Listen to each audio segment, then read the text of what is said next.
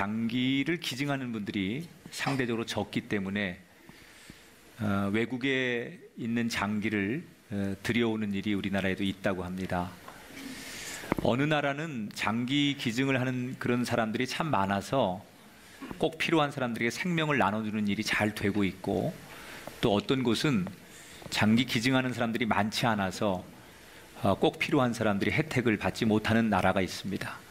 그 편차가 많게는 한 60%까지 난다고 하는데, 왜 이렇게 장기 기증을 잘하는 나라와 잘하지 않는 나라가 나오는 걸까? 우리가 얼핏 알기에는 그 나라의 교육 수준, 또 경제 상황, 아니면 의료 그런 시설, 이런 거에 의해서 결정되겠다라고 생각하실지 모르지만 실제로는 그런 게 아니고, 이유는 법적인 제도 때문에 그렇답니다. 무슨 얘기냐면, 장기 기증을 잘 하는 나라는 법으로 모든 사람이 뇌사 상태에 빠지거나 사망을 하면 그것을 장기 기증하는 것을 당연하게 법으로 만들어 놓았답니다.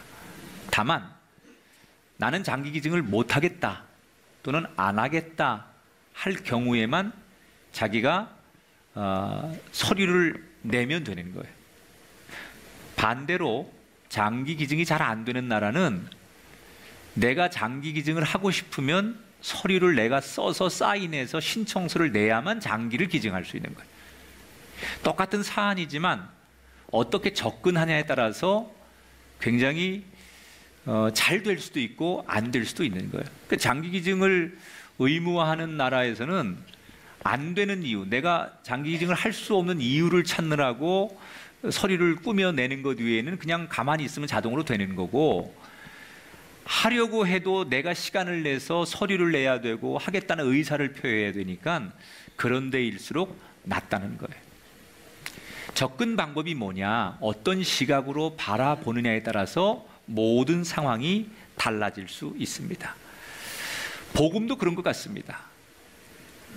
복음을 어떻게 받아들이느냐.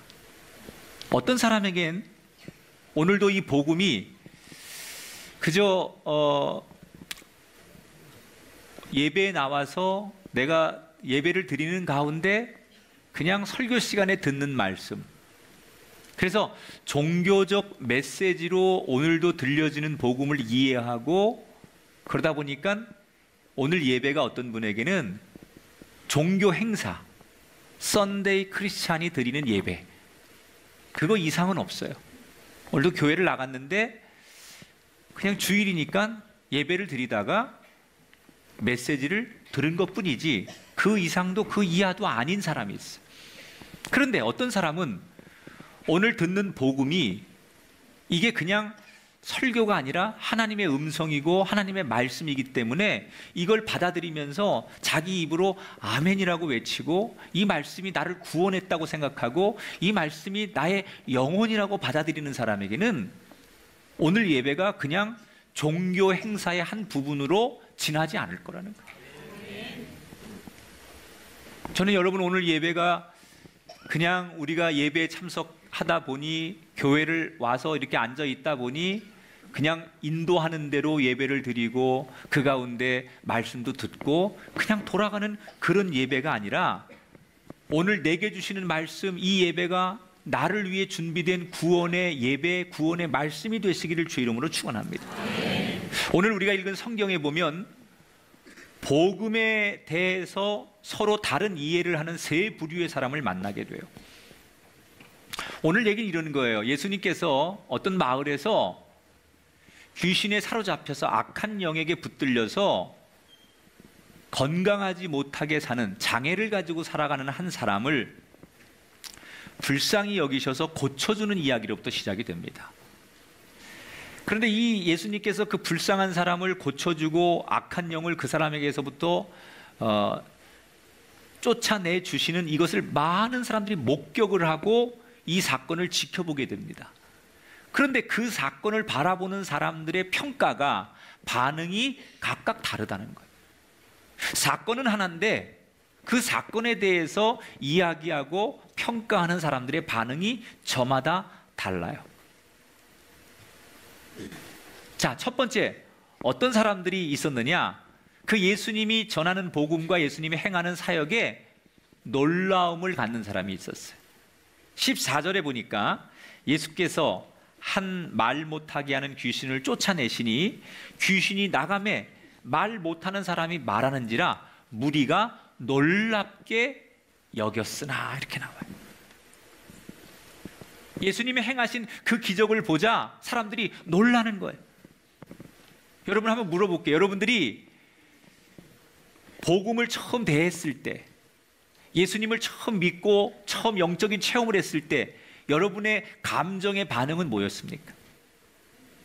정말 여러분도 주님이 나를 만나 주실 때, 내가 주님을 알게 되었을 때, 말씀이 은혜가 됐을 때 여러분도 오늘 나오는 이 사람들처럼 그 복음 앞에, 하나님이 하시는 일 앞에 놀라운 그런 모습들을 여러분 가지고 계셨습니까? 언젠가부터 우리는 복음에 대해서 놀라워하지 않아요. 복음을 굉장히 시시하게 생각하고 우습게 생각하고 너무 복음을 싸구려로 생각하니까 복음에 대한 가치 앞에서 놀라지 않아. 아, 이게 복음이구나. 야, 이런 진리가 있구나. 오늘도 이런 말씀으로 나를 깨닫게 하시는구나. 또 오늘도 새롭구나. 이렇게 복음에 대해서 놀라워해야 하는데 우리는 언젠가부터 복음 앞에 놀라지 않는, 이 놀라움이라는 감정을 잊어버리고 뺏겨버렸어요.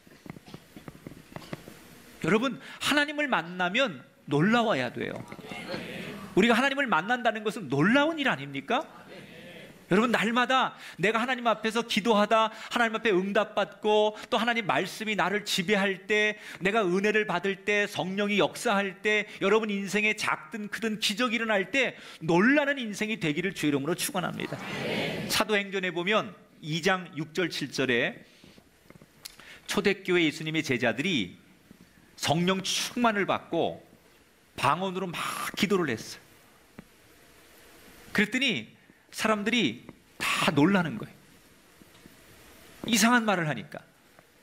하나님을 만나면 놀라워야 돼요. 이 초대교회도 방언으로 기도하니까 사람들이 다 놀라워하는 거예요. 응?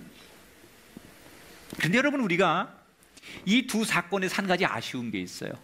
오늘 본문에서도 예수님의 그 사역을 보고 놀라는 무리들이 있었고, 초대교회에도 성도들이 방언으로 기도하니까 놀라는 사람이 있었는데 그 뒷이야기가 없다는 거예요. 다시 말하면 우리가 놀라움으로 멈추어서는 안 되는데 그 놀라움이 어디까지 가야 되느냐? 우리의 믿음으로 발전해야 되는 거예요. 그냥 우리는 목격하고 듣고 바라보고 놀라는 감정으로 멈추고 만다는 거죠. 그 놀라운 사건이 내 신앙과 인생의 결단이 되고 결신이 되어야 되는데 사람들이 14절에 무리들이 놀랍게 여겼으나 그 뒷이야기가 없는 거예요. 여러분은 교회에 오셔서 어떤 느낌을 가지십니까? 아, 좋다. 아, 나는 우리 교회가 좋아. 아, 나는 주일날 예배하는 게 좋아. 그리고 우리 교회 참 편하네. 아니, 즐거워. 아니, 때로는 우리 교회 너무 놀랍지 않아? 많은 분들이 그 얘기를 하세요. 주일날 교회 와서 아, 난 너무 좋아. 그리고 때로는 우리 교회 정말 놀랍고 또 되게 편해, 우리 교회는. 이런 얘기를 하시는 분들이 많습니다. 참 좋은 얘기죠. 응? 좋은 건지 싫은 건지, 이게 편한 건지 안 편한 건지, 뭐 이게 놀라운 건지 아닌지 전혀 모르고 그냥 앉아있는 그 사람에 비하면 좋은 줄 알고 편한 줄 알면 그건 정말 좋은 거예요. 여기 지금 몇 사람은 이게 뭐지? 이게 뭐가 좋다는 거지? 그런 사람이 있다니까요. 근데 그거 좋은 거지만 거기에 머물지 말라는 거예요. 난 참 좋아. 아, 난 참 편하네. 이거에 머물지 말고 그게 믿음으로 변하고 믿음으로 이어지고 결단으로 이어져야 된다는 거예요. 난 너무 좋아. 우리 교회 좋고 말씀도 좋고 예배도 좋아. 그렇게 생각했던 여러분, 거기에 머물지 마시고 하나님 말씀의 은혜를 받아서 난 참 좋아, 여기에 머물지 말고 그것이 믿음으로 결단으로 행함으로 이어지는 데까지 나가시기를 주님의 이름으로 축복합니다. 이게 첫 번째 부류예요. 두 번째 어떤 반응을 보이는 부류가 있었느냐? 오히려 복음 앞에 예수님을 힘들게 하고 예수님을 억울하게 누명 씌우려고 하는 사람들이 있었어요. 사람이 선을 베풀면, 좋은 일을 하면 칭찬을 받고 인정을 받아야 되는 거 아니에요? 예수님께서 지금 불쌍한 한 사람을 고쳐주고 선을 베풀었는데 예수님께 돌아온 건 박수와 칭찬과 인정이 아니라 예수님을 비난하고 음모하고 예수님을 누명쓰게 하는 억울한 일로 예수님께 돌아왔어요. 14절 15절을 볼게요. 무리들이 놀랍게 여겼으나 그 중에 더러는 말하기를 그가 귀신의 왕 바알세불을 힘입어 귀신을 쫓아낸다 하고, 이게 무슨 말이냐면 예수님이 그 귀신 들린 사람을 귀신을 쫓아내고 그 병에서 그를 고쳐주었더니 그걸 지켜보던 사람들 가운데 어떤 사람들이 저 예수가 하는 일이 귀신과 한패기 때문에 귀신의 힘을 이용해서 저 귀신을 쫓아낸 거야, 그러면서 예수님을 음해하기 시작했다는 거예요. 근데 재밌는 것은 예수님을 비난하려고 하는 사람들조차도 지금 예수님이 일으킨 그 놀라운 기적을 부인하는 사람들은 없었어요.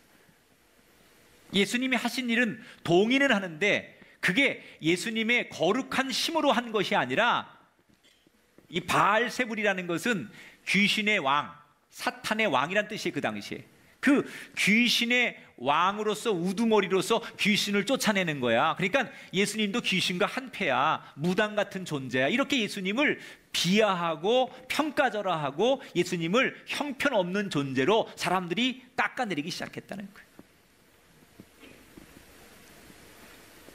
예수님은 선한 일을 했는데 그 선한 일을 한 결과가 어떻게 돌아와요? 사람들에게 공격당하고 누명을 씌워서 돌아왔어요. 아, 고맙습니다, 참 잘하셨습니다, 이렇게 칭찬은 받기는커녕 예수님을 사탄의 앞잡이라고 비난받고 공격당하는 그런 소리를 들었다는 거예요.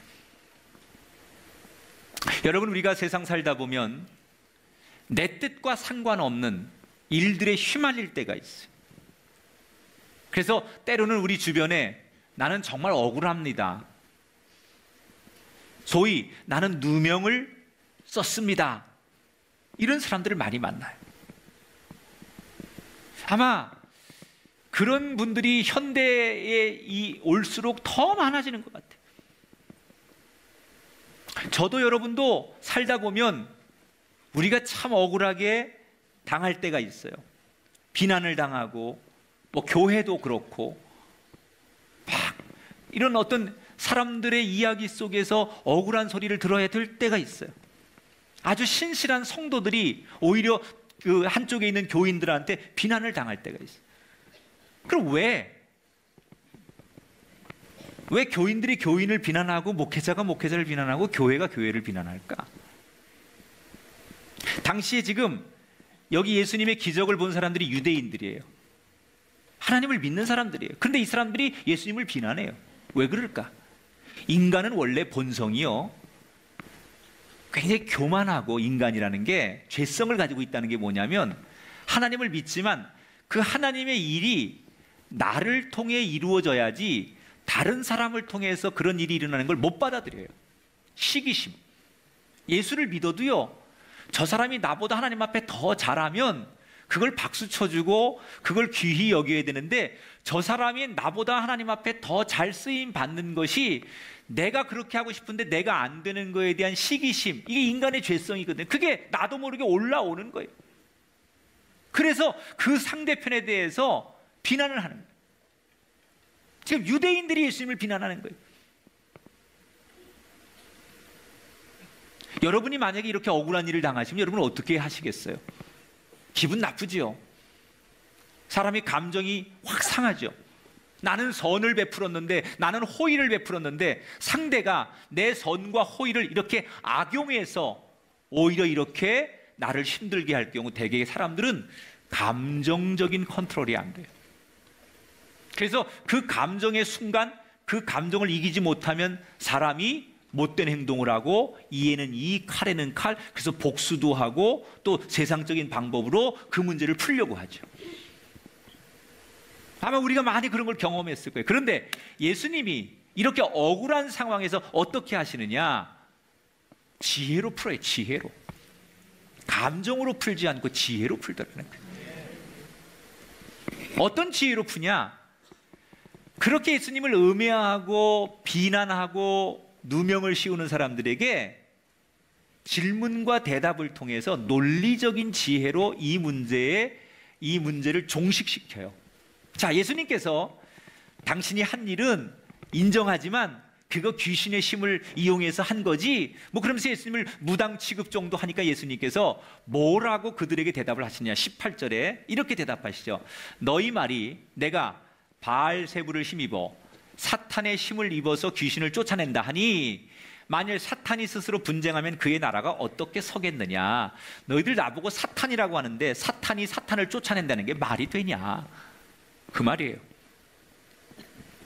나보고 사탄이라면 내가 사탄을 쫓아냈는데 사탄이 사탄끼리 싸우는 게 말이 되냐? 너희들 말 자체가 모순이 있는 거 아니냐? 그렇게 첫 번째 대답을 하셨고, 두 번째 대답은 이런 대답이에요. 19절에 내가 바알세불을 힘입어 귀신을 쫓아내면 너희 아들들은 누구를 힘입어 쫓아내느냐? 이 말은 그 당시 유대인들 가운데 소위 영성교라고 아주 이런 악한 영을 쫓아내는 사역을 하는 사람들이 있었어요. 그런데 그들에게도 귀신을 쫓아내는 일이 왕왕 있었거든요. 그러니까 그들에게 묻는 거예요. 그러면 너희들도 이런 일을 하는 걸로 알고 있는데 너희들도 이런 일을 하는데 그러면 너희들도 사탄의 힘을 빌려서 마귀의 힘을 빌려서 사탄을 쫓아내는 거냐? 이렇게 대답하고 질문하죠. 그러니까 이 사람들이 예수님을 비난하려고 했다가 예수님께서 감정적으로 대하지 않고 아주 지혜롭게 논리적으로 그들에게 딱 대답을 하니까 더 이상 예수님께 반박을 못하는 거예요. 저는 이게 우리가 배워야 할 은혜라고 생각해요. 여러분, 우리가 감정적으로는 화도 나고 힘도 들고 억울할 수 있지만 그때 우리가 감정으로 대항하지 말고 예수님처럼 주님, 그때 주님이 그리하셨던 것처럼 저에게 지혜를 주셔서 감정으로 이기지 않게 하시고 감정으로 대하지 않게 하시고 지혜로 대할 수 있도록 허락하시옵소서. 여러분들에게 인생을 살다가 정말 억울하고 힘든 일이 있거든 예수님께 지혜를 구하셔서 그 하늘이 주는 지혜로 땅의 문제를 풀 수 있는 저와 여러분이 되기를 주님의 이름으로 축원합니다. 세 번째 부류는 어떤 사람이냐? 따라합시다. 거룩으로 채우는 사람들. 미국 사람들 가운데 아주 자손 대대로 가문을 자랑하는 몇 가문이 있어요. 정치가한테도 있고 재벌가한테도 있고 예술계에도 있고 그 중에 빼놓을 수 없는 사람이 미국 사람들의 자랑인 록펠러 가문이에요. 록펠러는 워낙 전 세계에서 가장 돈을 많이 번 재벌로 유명해진 사람이죠. 나중에 그의 후손들이 정치에 입문하고 여러 분야에서 많은 공을 세웁니다. 그런데 록펠러 가문이 처음부터 인정을 받지는 못했어요. 왜냐하면 돈을 많이 벌기는 벌었는데 그 돈을 버는 방법이 더티했어요. 임금 체불을 하고 세금도 안 내고 그리고 수단과 방법을 가리지 않고 돈을 끌고 모아서 부자는 되었지만 그 돈을 형성하는 과정을 알고 있는 미국 사람들은 절대로 록펠러 가문을 인정하지 않았어요. 그래서 나중에 돈이 많은 록펠러 이 가문이 정치에 입문을 해서 영향력을 행사하려고 할 때 정계에 입문을 못합니다. 그런데 이 록펠러 가문이 예수님을 믿고 회심을 합니다. 그리고는 완전히 이 가문이 그때부터 바뀌기 시작해요. 특별히 그동안 자기들이 가지고 있던 사람들에게 그 안 좋은 이미지, 악명 이걸 지우려고 록펠러 가문이 선한 일에 굉장히 많이 자발적인 헌신을 해요. 그래서 그 자기들이 어렵게 모은 돈을 그때부터, 그러니까 예수님을 믿으면 사람의 가치관이 달라지는 거예요. 돈의 개념이 달라지고 사람 보는 관점이 달라지고 이 모든 풀어가는 문제가 달라지는 거예요. 예수 믿고 회심하니까 그렇게 돈밖에 모르던 록펠러 가문이 그 돈을 가치 있게 쓰는 거예요. 그래서 굉장히 선한 일에 록펠러 재단이 많은 그 사용을 합니다. 예를 들면 세계기구 사무처리국 하나가 록펠러가 가지고 있는 그 건물 하나를 사무실로 무상으로 임대를 요청해요. 근데 옛날 같으면 아니 이게 금싸라기 땅에다가 이 비싼 건물 세만 받아도 이게 얼만데 이걸 무상으로 빌려달라고 하니까 택도 없는 소리인데, 예수를 믿고 가치관이 달라지니까 이게 좋은 일인데 그까짓 거 우리가 돈에 좀 손해가 되더라도 빌려주지 해서 이걸 빌려줍니다. 그러니까 완전히 돈을 움켜쥐고 욕심 부리지 않고 비우는 일을 하는 거예요. 계속 내려놓는 일을 하는 거예요. 그럼 여러분 계산하면 나오잖아요. 이거 한 달 월세가 얼마고 이 재산 가치가 얼마인데 이걸 빌려주면 얼마나 손해가 되는지 다 알잖아요. 록펠러가 그건 모르겠어요? 근데 다 하는데도 그렇게 하는 거예요. 그런데 그렇게 세월이 조금 몇 년이 지난 다음에 어떤 일이 생기느냐, 그 건물 주변의 땅값이 폭등을 하기 시작하는 거예요. 근데 얼마나 올랐을 것 같아요, 여러분? 2배? 여러분 몇 년 안에 내가 산 건물이나 부동산 값이 2배만 올라도 그거 대박 아닙니까? 요즘 같은 세상에 2배만 올라도 대박이죠. 그럼 20배? 그것도 아니에요? 너무 많아 적어요. 100배가 올랐어요. 100배가. 그래서 엄청난 이익을 갖게 돼요. 여러분, 그가 움켜쥐고 붙들고 소유하고 집착하지 않고 내려놓고 비우니까 성경의 진리가 그대로 그에게 적용되는 거예요. 30배, 60배, 100배로 채우시는 거예요. 세상은 비우면 바보예요. 주면 바보예요. 그런데 성경은 주라, 내려놓아라, 비워라. 그리하면 내가 너희에게 후히되고 누르고 흔들어 넘치도록 안기어 주리라. 여러분, 나는 여러분들이 이 말씀의 주인공이 되시길 바랍니다. 이 말씀이 정말로 나에게도 일어나는 것을 경험하게 되기를 주 이름으로 축원합니다. 예수님은 오늘 이 세 번째 부류의 사람들을 이야기하시면서 우리들에게 이걸 당부하시는 거예요. 복음 앞에 놀라워하는 것으로 그치지 말고, 그래서 복음을 받아들이고서 야, 이 복음 때문에 내가 주님을 따르는 사람이 되어야 되겠다, 이렇게 끝이지 말고 내 심령 안에 이 복음을 내 것으로 채우라는 거예요. 오늘 예수님께서 한 비유를 말씀하세요. 이건 비유예요. 예수님이 이 이해를 돕기 위해서 그 당시 사람들에게 예수님이 설명해 주시는 거, 한 예를 들어서 어떤 예화를 예수님이 들려주시냐면, 한 사람이 집이 하나 있는데 그 집이 귀신이 살아요. 악한 영이 살아요. 근데 얼마나 지저분하고 더럽고 흉악한지 아무도 못 들어가요. 근데 이 집주인이 그냥 그렇게 자기 집인데 귀신이 들어와 살고 더럽고 흉측하고 그러니까 이 집주인이 어느 날 안 되겠다, 내 집인데 저 귀신이 살고 저렇게 더럽고 흉측한 흉가처럼 내버려둘 수 없다, 그러고 마음을 먹고 결심을 하고 귀신과 맞서 싸워서 귀신을 쫓아내요. 그리고 그 집을 깨끗하게 청소를 해요. 그래서 과거에 귀신이 살던 집처럼 그렇게 더럽지 않고 잘 정돈된 깨끗한 집으로 만들었어요. 그리고 그냥 놔두는 거예요, 깨끗하게. 그런데 쫓겨난 귀신이 물가에도 가보고 자기가 쫓겨났으니까 어디가 있어야 되는데 여기저기 막 다니다 보니 마땅히 가 있을 데가 없고 그 전에 자기가 있던 그 집이 제일 마음에 드는 거예요. 그래서 그 집에 다시 들어가고 싶은데 혼자 들어갈 수가 없으니까 여기저기 다니면서 자기보다 더 악하고 센 귀신 7을 데리고서 그 집에 다시 들어가서 그 집에서 살더라는 얘기예요. 이건 예수님께서 이제 예화를 들려주신 거예요. 이게 무슨 얘기냐면 지금 예수님 말하는 이 집이라는 것은 우리 마음을 말하는 거예요. 우리 마음. 우리 마음이 어느 날 결심을 하기 전까지는 세상적이에요.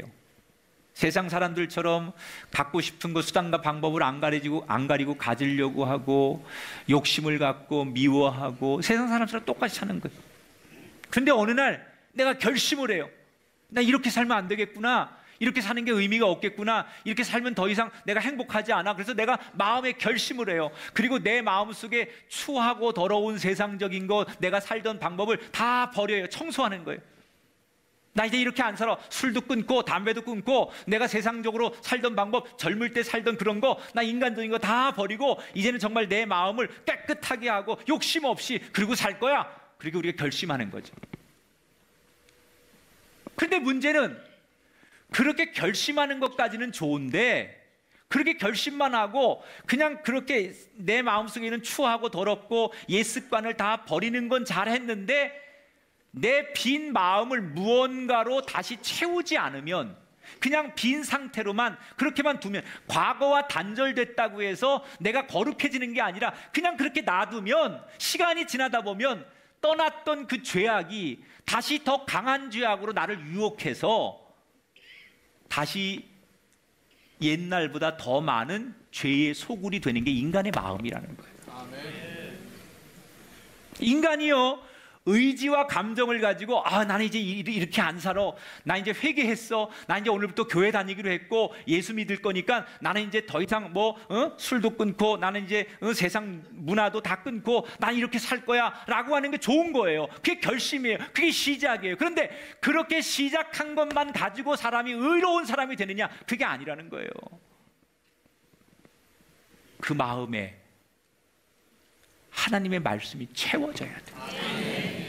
그 빈 마음, 결심해서 내가 더럽고 추한 거를 다 버리고 내보내고, 그리고 내가 이제 세상 다 끊기로 해서 내가 이제 욕심 없이 그저 누구 미워하지 않고 이렇게 살아야지. 그 마음은 참 좋은데 그 마음만 가지고는 그게 온전한 그리스도인이 아니라는 거예요. 그 마음을 하나님의 말씀으로 계속 채워서 그곳이 더 이상 세상 것이 채워지지 않은 것으로 감사할 것이 아니라 하나님의 신령한 말씀으로 성령의 은혜로 채워져야만 내 마음의 새 주인이 주님이 되시는 거고 말씀의 지배를 받는다는 거예요. 교회가 좋은 줄 알아요. 어떤 종교보다 기독교가 정말 최고의 종교라는 것도 알아요. 우리 교회가 좋고 예배가 좋고 말씀이 좋은 거 다 알아요. 그래서 교회 나오는 거예요, 여러분. 싫으면 나오겠어요? 그런데 안타깝게도 대다수의 많은 교인들이, 주일날 교회 나오는 교인들이 이 세 번째 부류에 속하는 거예요. 좋은 것으로, 결심한 것으로 그쳐요. 그래서 교회는 나오지만 이 예배 이외에 뭘 봉사를 한다든지, 말씀의 훈련을 더 이상 받는다든지, 신망을 받는다든지, 나를 거룩한 영적 훈련에 나를 들여본다든지 그걸 안 하는 거예요.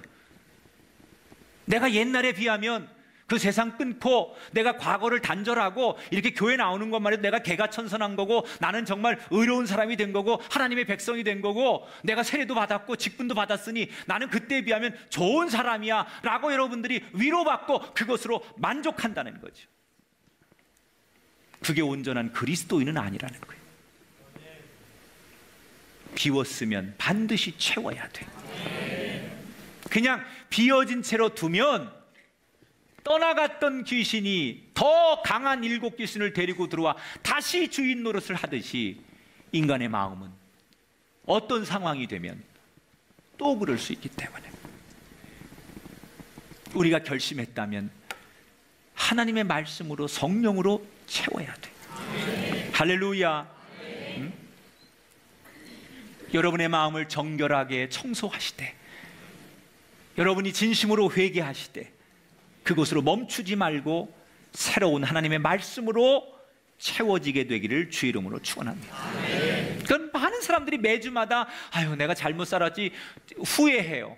그리고 그러면 안 되는데 이러고 후회해요. 그러나 그것으로 부족하다는 거예요. 절대 그렇게 달라지지 않아요. 사람이 반성한다고 달라지는 게 아니에요. 물론 안 하는 사람보다 낫지만 진짜 달라짐은 반성을 넘어서 새로운 주인을 만나는 거예요. 그래서 말씀이 내 안에 들어와서 나를 지배하는 거예요. 그러면요, 말씀을 지배하는 사람은 뭘 보고 하느냐? 저 사람한테 말씀이 안에 새로운 주인으로 들어간지 뭘 보고 하느냐? 그 사람 행동을 보고 하는 거예요. 말씀이 들어가서 그를 지배하고 말씀에 그 지배당한 사람은요, 선한 일을 보고 못 견딥니다. 말씀이 말씀을 알아본다고 말씀 있는 곳을 찾게 됩니다. 그래서 교회가 무슨 뭐 말씀의 은혜가 있는 곳은 그저 찾아가고요, 그런 예배 자리에 나오게 되고요, 이 말씀이 있는 사람은 그 말씀으로 국률함이 있어서 어려운 사람을 돌보려고 하고요, 연약한 자를 사랑하려고 하고요, 말씀은 용서하고요, 창조하고 도전하게 하기 때문에 인생이 바뀌는 거예요.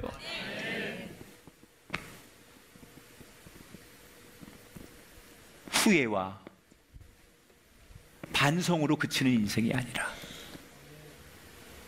말씀으로 채워져 말씀의 지배함을 받는 그런 성도가 되시기를 주의 이름으로 축원합니다.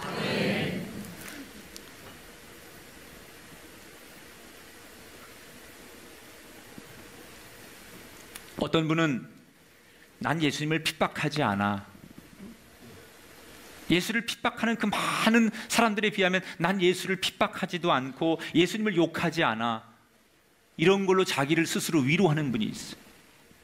그런 사람들에 비하면 나는 괜찮은 사람 아니야? 그걸로 여러분을 위로하지 마. 누구하고 비교하면서 야, 오늘 주일인데 교회도 안 나오는 그 사람들에 비하면 나는 괜찮은 사람이고 이 정도면 나는 그래도 하나님 앞에 칭찬받, 그렇게 비교하면서 신앙생활 하지 말라는 거예요. 그런 걸로 위로받지 말라는 거예요. 빈 내 마음이 말씀으로 채워졌는지에 대한 관심을 가져야 돼요.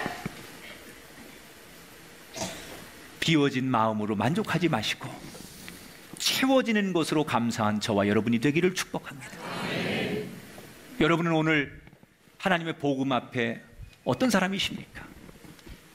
때로는 복음을 듣고도 이 은혜 앞에서도 이 교회 공동체 안에서도 예배자가 되고 직분자가 되면서도 누군가를 비난하고 손가락질하고 복음에 대해서 부정적이고 반론을 제시하는 그런 사람이십니까? 아니면 날마다 놀라워하고 감격해는 하지만 더 이상 거기에서 10년 전이나 지금이나 똑같은 그런 자리를 지키는 사람이십니까? 바라기는 놀라움을 갖되 그 놀라움으로 인하여 비워진 내 마음, 결단하고 회개하고 반성한 내 마음에 하나님의 말씀이 차곡차곡 채워져서 그 세상 어떤 것도 감히 넘보지 못하는 거룩한 심령의 공동체가 되시기를 주님의 이름으로 축복합니다.